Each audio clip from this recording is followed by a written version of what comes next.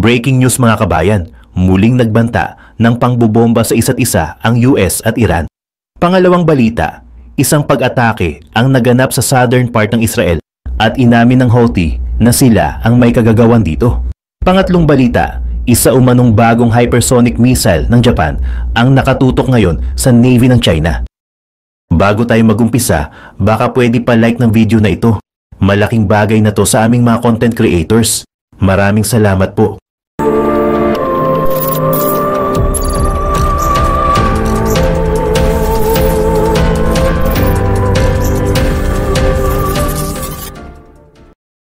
Mariing kinundena ni US President Donald Trump si Iran Supreme Leader Ayatollah Ali Khamenei matapos maglabas ng matinding babala na gaganti ang Iran sa anumang susunod na pag-atake mula sa Estados Unidos. Ayon kay Trump, seryoso niyang ikinukonsidera ang posibilidad ng muling pag-atake sa mga pasilidad ng Iran, lalo na kung magpapatuloy pa rin ito sa kanilang uranium enrichment program. Binigyang diin ni Trump na ang uranium enrichment ng Iran ay hindi lamang para sa enerhiya o pananaliksik, kundi potensyal ding ginagamit upang makalikha ng nuclear weapon. Isang banta na hindi umano kayang palampasin ng Amerika sa ngalan ng pandaigdigang seguridad.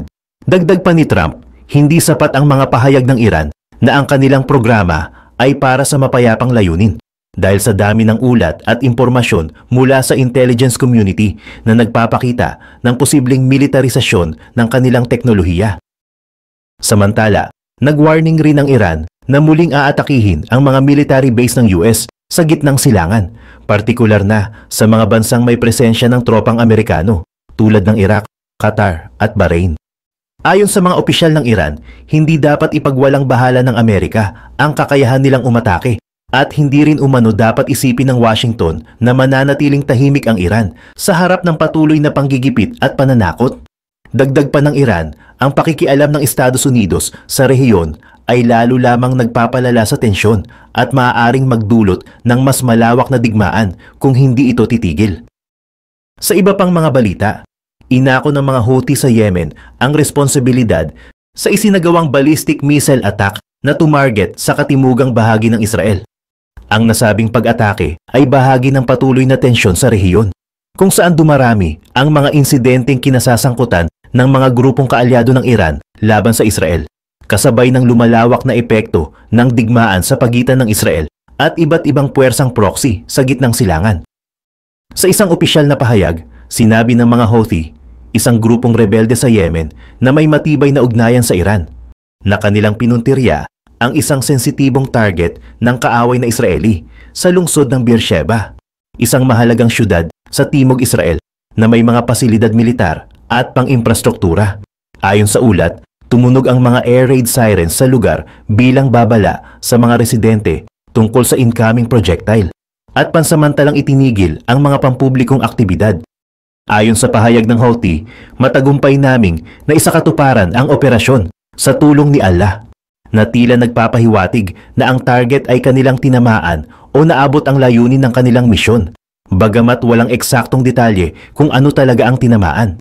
Sa kabilang banda, ayon sa IDF, malaki ang posibilidad na na-intercept ang naturang ballistic missile ng Israeli Air Defense Systems gaya ng Iron Dome o David's Sling. Wala namang naiulat na pinsala, nasaktan o direktang tinamaan na infrastruktura ayon sa kanilang paunang assessment.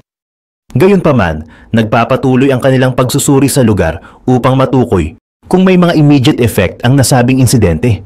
Ang pag-ataking ito ay nagpapakita ng patuloy na banta ng mga regional proxy groups na suportado ng Iran sa seguridad ng Israel at posibleng magdulot ng karagdagang tensyon sa mas malawak na rehiyon ng gitnang silangan.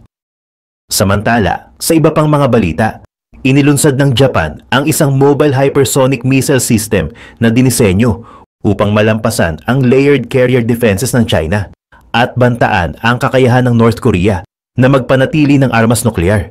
Isang malinaw na hakbang mula sa dating purong depensibong estratehiya patungo sa kakayahang umatake.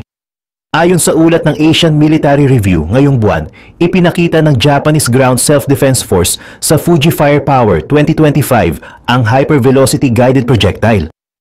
Isang mobile hypersonic missile system na gawa ng Mitsubishi Heavy Industries sa ilalim ng kontrata mula sa Advanced Technology and Logistics Agency, ATLA, ng Japan. Sinimulan ang HVGP program noong 2018 at naitala ang unang matagumpay na test firing nito sa isang pasilidad sa Estados Unidos noong unang bahagi ng 2024. Naka-schedule ang aktual na deployment nito sa 2026. Ang unang version, ang Block 1 HVGP, ay nakakabit sa isang 8x8 tactical truck at may dalawang containerized solid fuel boost glide missiles na may saklaw na 500 hanggang 900 km at kayang umabot sa bilis na Mach 5. Ang inaabangang mga susunod na version, ang Block 2A at 2B, ay inaasahang ilulunsad sa 2027 at 2030 na may saklaw na aabot sa 2,000 hanggang 3,000 km. Ginagamitan ng satellite at inertial navigation ang HVGP, habang ang variant na para sa naval targeting ay gumagamit ng RF imaging mula sa Doppler shift, at ang variant para sa land attack ay may explosively formed projectiles. Pareho silang nakadisenyo para sa high-speed maneuvering post-boost. Plano ng Japan na ipwesto ang mga ito sa Kyushu at Hokkaido bilang bahagi ng estratehiyang ipagtanggol ang bansa mula sa mga banta sa rehiyon. Samantala, sa iba pang mga balita, sa mga tahimik na oras bago pa man tuluyang sumikat ang araw noong June 21, 2025, isang kakaibang tensyon ang bumalot sa himpapawid sa liblib na base ng Whiteman Air Force sa Missouri, kung saan ang mga anino ng gabi ay humahaba pa. Nagsimula ang paghahanda para sa isa sa mga pinakamapangahas at pinakamahalagang misyon sa kasaysayan ng modernong digmaan. Ang target, ang mga pinakamatibay na nuclear site ng Iran, ang Fordo, Natanz at Isfahan. Hindi ito simpleng operasyon. Ito ay isang malawakang opensiba na idinisenyo upang tuluyang lumpuhin ang nuclear program ng Iran. Isang programang matagal nang pinagmumulan ng conflict at pagkabahala sa buong mundo. Bago tayo magumpisa, baka pwede pa like ng video na ito. Malaking bagay na to sa aming mga content creators. Maraming salamat po.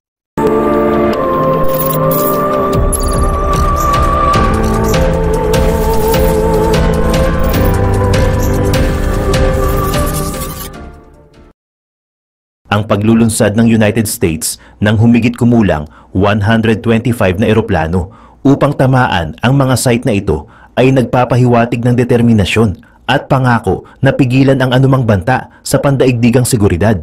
Ang misyon na ito, na pinlano ng may matinding detalye at pagiging lihim, ay nakatakdang magsimula ng isang bagong kabanata sa geopolitical landscape ng Middle East na posibleng magdala ng parehong kasiguruhan at matinding casualty. Ang bawat kilos, bawat desisyon ay may bigat na hindi matatawaran. Sa loob ng napakalaking hangar ng Whiteman Air Force Base, 6 na B-2 Spirit Bomber ang dahan-dahang inihahanda para sa kanilang mahabang paglalakbay. Ang mga B-2 na may makinis at radar-absorbing na balat ay hindi lamang mga eroplano. Sila ay mga simbolo ng teknolohikal na kahusayan at stealth capability ng United States. Ang mga ito ang magsisilbing dulo ng sibat sa operasyong ito na magdadala ng pinakamakapangyarihang konbensyonal na bomba sa mundo sa mga target nito. Ang bawat bomber ay maingat na sinisiyasat ng mga highly trained na crew. Tinitiyak na ang bawat bahagi mula sa pinakamaliit na tornilyo hanggang sa komplikadong electronic system ay nasa perpektong kondisyon. Ang tunog ng mga engine na dahan-dahang umaandar ay bumabasag sa katahimikan ng madaling araw na lumilikha ng isang mababang dagundong na nagpapakita ng paparating na paglisan. Ang pagpaplano para sa misyon na ito ay tumagal ng buwan, kung hindi ay taon.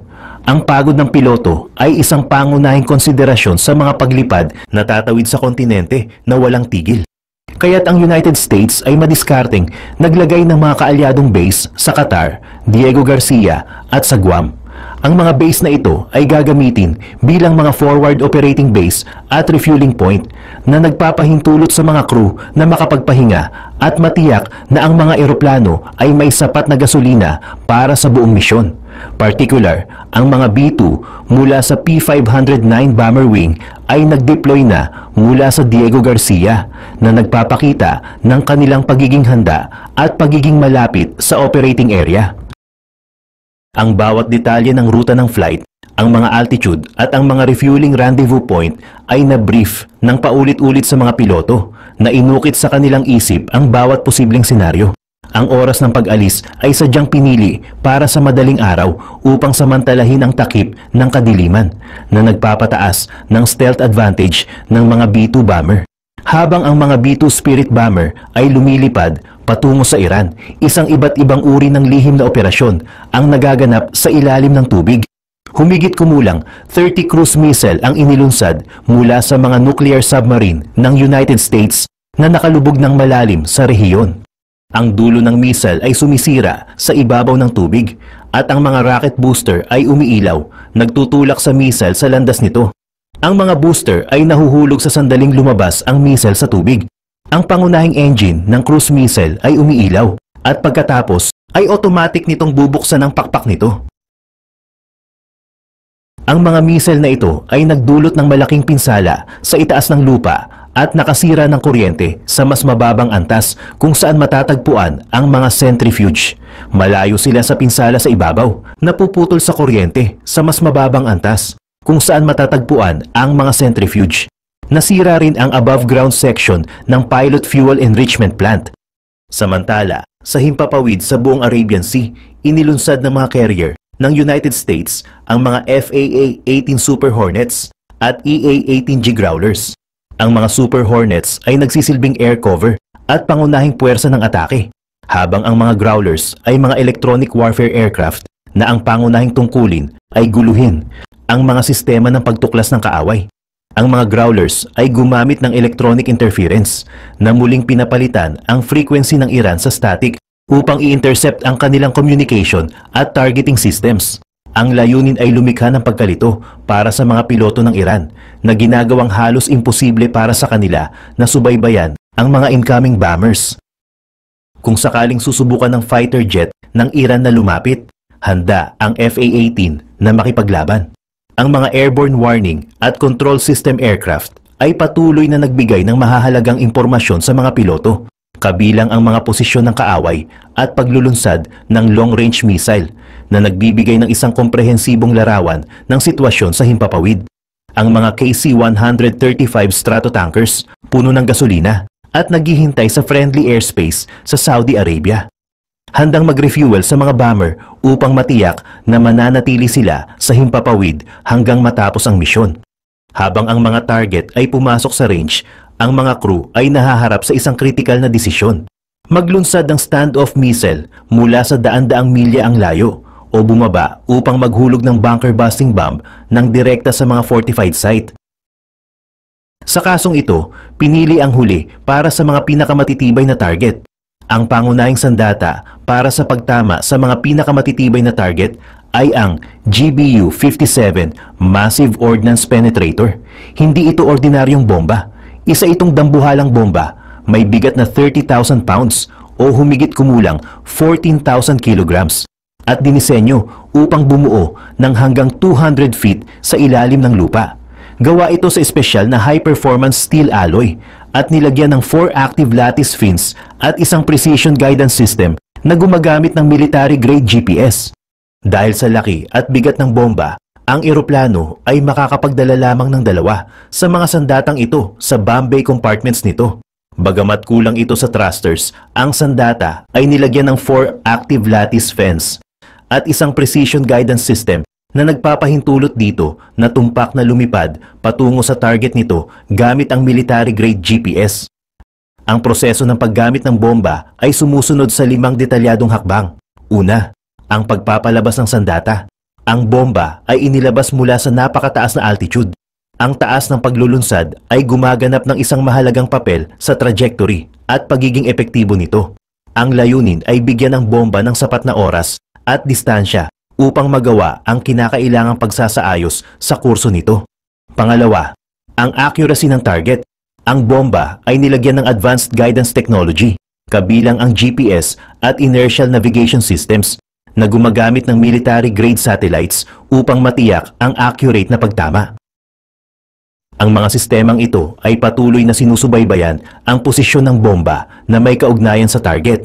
Pangatlo, ang pagsasaayos ng trajectory. Ang impormasyon at data ng guidance ay ipinapadala sa 4-lattice motors fins na matatagpuan sa likuran ng bomba. Ang mga fins na ito ay maaaring gumalaw at mag-adjust sa real time na nagpapahintulot sa bomba na itama ang course habang bumababa sa ilalim ng puwersa ng gravity. Mahalaga ang mga pagsasaayos na ito dahil ang sandata ay walang thrusters upang baguhin ang trajectory nito. Umaasa lamang ito sa paggalaw ng mga fins at sa pagbagsak mula sa mataas na altitude upang makontrol ang flight path nito. Pang-apat, ang impact at penetration. Ito ang pinakamahirap na bahagi. Pagdating sa target, ang bomba ay tumatama ng may matinding puwersa na dinisenyo upang bumaon ng malalim sa mga matitigas na istruktura tulad ng mga bunker. Ang enerhiya sa pagtama ay nagpapahintulot sa bomba na ibaon ang sarili nito ng mahigit 200 feet sa reinforced concrete. Ang bigat ng bomba at ang bilis nito sa pagbagsak ay nagpapahintulot dito na magkaroon ng napakalaking kinetic energy na kailangan para sa malalim na penetration. Panglima, ang pag-aarmas. Ang sandata ay nilagyan ng dalawang SDB fuses, isang G-sensing at isang time delay fuse na inilalagay sa likuran ng bomba upang hindi masira at matiyak na ang bomba ay makakatama sa mga pasilidad na nakabaon sa ilalim ng significant layer ng matigas na material. Kapag naabot na ang target at naabot na ng time delay o G-sensing fuse ang destinasyon nito, maaari itong sumabog na lumilikha ng isang mini earthquake na kayang ibaon ang mga bunker at 20-story building sa loob nito. Ang double fuses ay kinakailangan bilang backup at ang disenyo ay upang matiyak na ang bomba ay makakatama sa mga pasilidad na nakabaon sa ilalim ng makabuluhang layer ng matigas na material.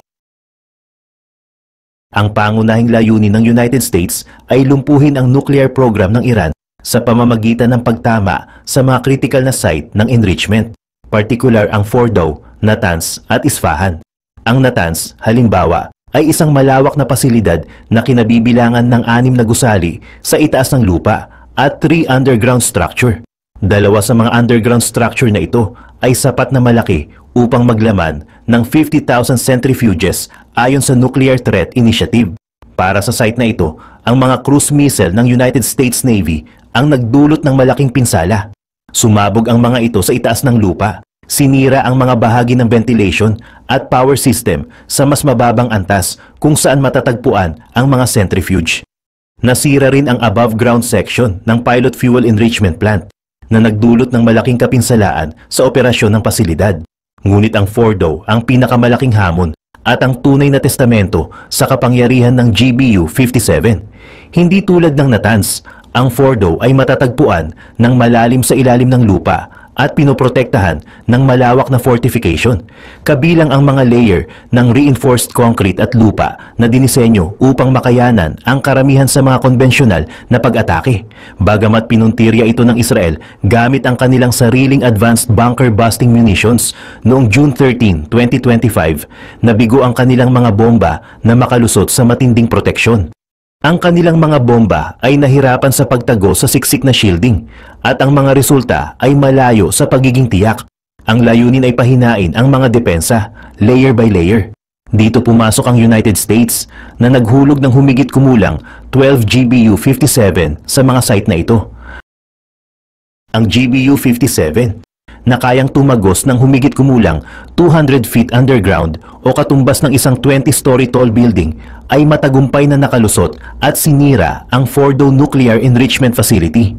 Ang kakayahan nitong tumagos ng malalim ang nagpasya sa kapalaran ng Fordow. Sa kabila ng advanced na teknolohiya ng United States, ang misyon ay hindi naging madali. Ang air defense ng Iran ay nanatiling isang matinding banta. Ang kanilang mga MiG-29s at lumang F-14 ay maaaring hindi cutting edge, ngunit maaari pa rin silang maging mapanganib kung swertihin silang makasagupa ng B-2 stealth bomber. Ang mga stealth bomber ay halos walang dogfighting capability At ang mga Iranian ground controllers na nahihirapang makalusot sa electronic jamming ay nagtuturo ng kanilang mga fighter patungo sa mga papasok na bomber. Ngunit ang military ng United States ay mayroon ding sariling countermeasures. Ang mga EA-18 Growlers ay muling ibinalik ang frequency sa Iran sa static upang gambalain ang komunikasyon at targeting systems. Ang pagkalito ay ibinalik sa mga piloto ng Iran na nagpapahirap sa kanila na makakuha ng accurate lock sa mga B-2 bomber. Bukod pa rito, kung ang mga fighter jets ng Iran ay makakasagupa, ang FA-18 ay magpapares. Ang presensya ng airborne warning at control system aircraft ay nakatulong din na gabayan ang mga piloto ng United States at bigyan sila ng kesa sa sitwasyon ng kalaban. Sa pagpapanatili ng optimum na oras at kondisyon, inilabas ang mga sandata na tinitiyak ang maximum na epekto. Ang diskarte ng United States sa operasyong ito ay nagpakita ng kanilang pagiging handa sa mga operasyon sa iba't ibang teatro, kabilang ang Middle East, Africa at ang Indo-Pacific. Ang pag-deploy ng mga bomber ay hindi lamang sa mga kalapit na operasyon, kundi sinamahan din ng mga carrier at submarine na nagpakita ng isang komprehensibong diskarte sa kapangyarihan ng United States. Ang GBU-57 Massive Ordnance Penetrator sa sandali ng pagtama ay nagdulot ng napakalaking puwersa.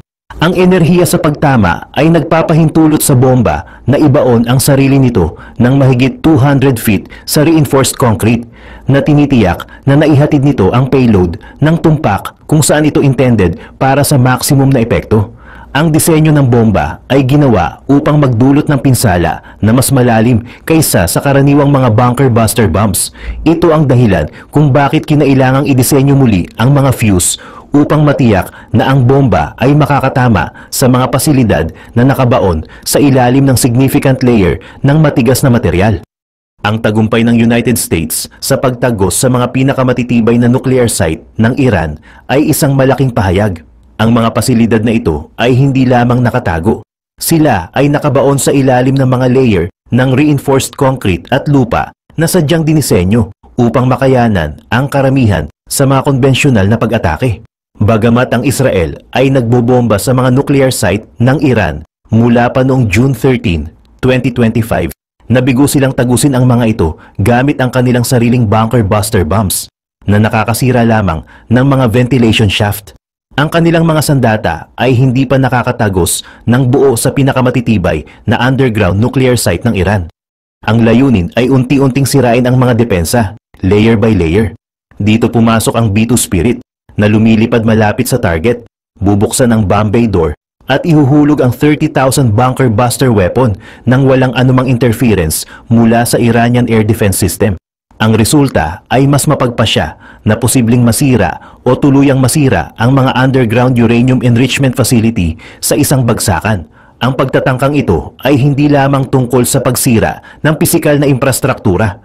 Ito ay tungkol sa pagpapadala ng isang malinaw na mensahe sa Iran at sa mundo na ang United States ay handang gamitin ang lahat ng kinakailangang puwersa upang maprotektahan ang mga interes nito at mapanatili ang pandaigdigang seguridad. Ang mga kaganapang ito ay tiyak na magsisimula ng mga conflict at casualty, ngunit para sa United States, ito ay isang kinakailangang hakbang upang matiyak ang kaligtasan.